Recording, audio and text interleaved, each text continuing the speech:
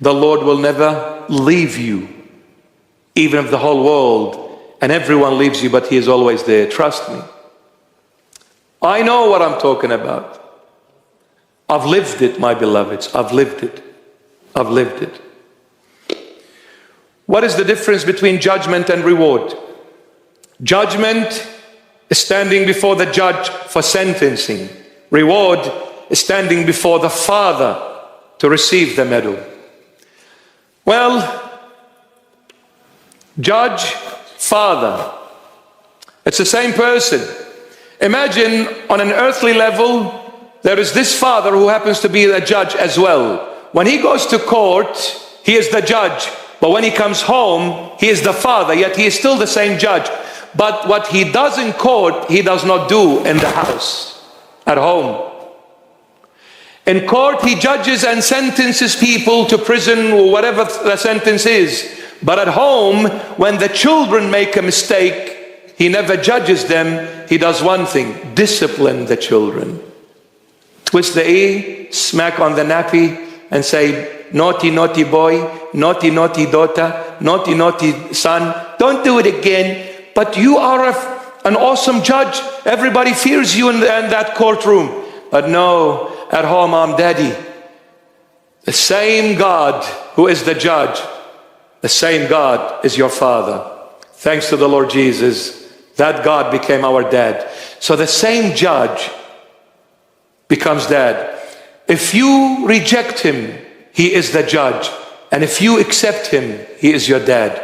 What do you want God to do? To be God or to be your Father? It's up to you. He can do both. And he can do it quite comfortably, because he is always the sovereign authority. If you come into judgment, you'll find this awesome, sharp judge. But if you come to receiving the reward, you'll find this compassionate, loving Father that will say, welcome my son into the kingdom that was prepared for you from the very beginning. Welcome my son. It's up to you, my beloved. It's up to you. The world awaits judgment, but the children of God await reward, my beloved. If the children of God, the Christians, if they follow the world,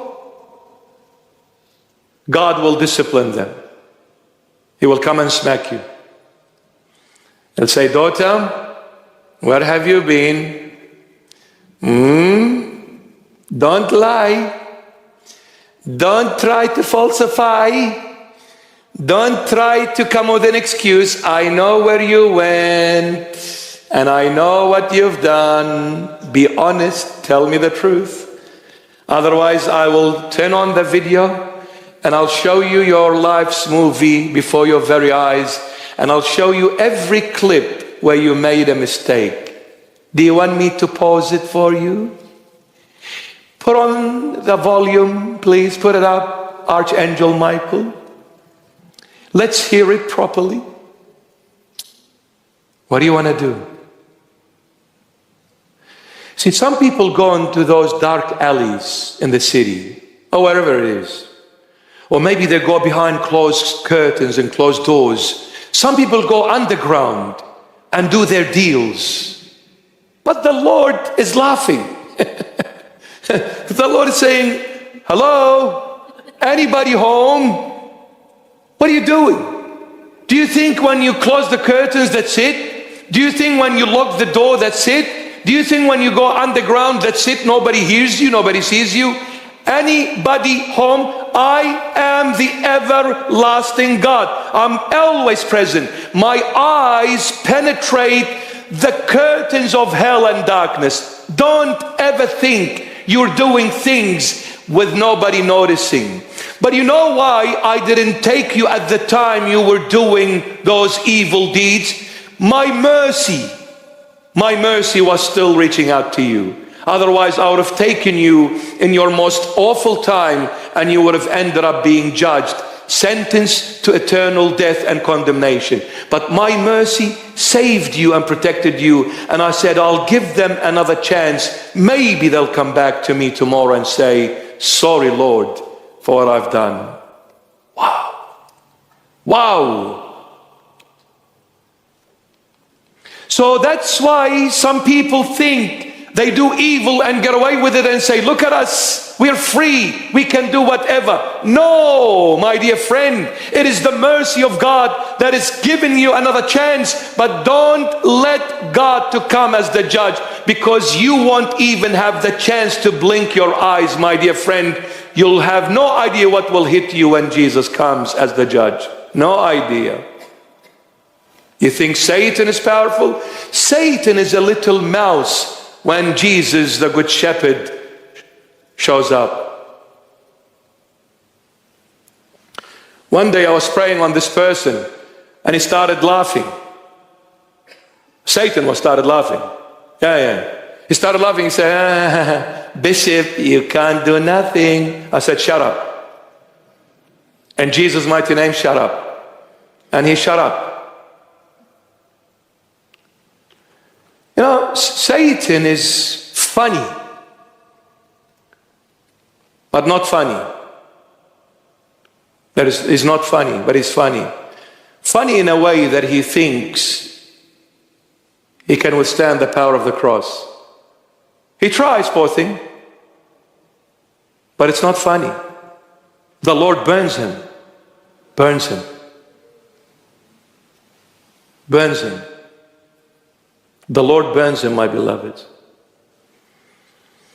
The Lord burns him. Look at this. 1 Corinthians, St. Paul. 1 Corinthians 11, verses 31 to 32. For if we would judge ourselves, we would not be judged.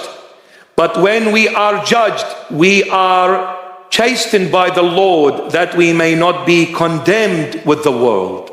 Wow. If we judge ourselves, the Lord says, I'm not going to judge you because you confessed your sin. You said you're a sinner. Since you said you're a sinner, I will not judge you. You confessed. But if you don't confess that you are a sinner, if you don't confess that you've done this mistake, the Lord will come and smack you and break you until you confess. Why He will smack you? So that we are not judged with the world. Because if we're judged with the world, we'll face the white throne. The white throne will put us to shame. The holiness and the purity of God will put every man and woman to shame. So when we make a mistake, we need to run to the Lord and say, I'm sorry, Lord, I've done this, and I've done this, and I've done this, and this, and this. Confess it. If you don't, the Lord will smack you. As a Christian, I'm talking here. As a Christian. The world, the Lord doesn't smack. The Lord has a time to judge the world. It's one day and it'll be done and over with. But the Christians, He smacks every day. Why? Because you are His children. Imagine you as a mother. You just bathed your child, changed your child, clean, beautiful clothing, and your child runs out and plays with the neighbor's children. And you look from the window and you see your child in a puddle of mud, dirtying the clothes. You just bathed him. You run out as a mother. Whose child do you smack? Oh, sorry. Is this Western world? Oh, you can't smack your child, they'll call 000 on you? Get a life. Whose child are you going to smack? The neighbor's or yours? Which one? Which one? No, not both. If you smack both, the neighbors will call 000 on you. But you will smack naturally. You'll run to your child and you'll grab him from the hand and bring him into the house. Naughty boy, naughty girl. Why did you do that? Why don't you do that with the neighbor's children? They are not yours. You can't touch him. You can't say anything to them. But to your child, yes. You grab him, you smack him, and you tell him off in a nice way, in a loving way, disciplinary action.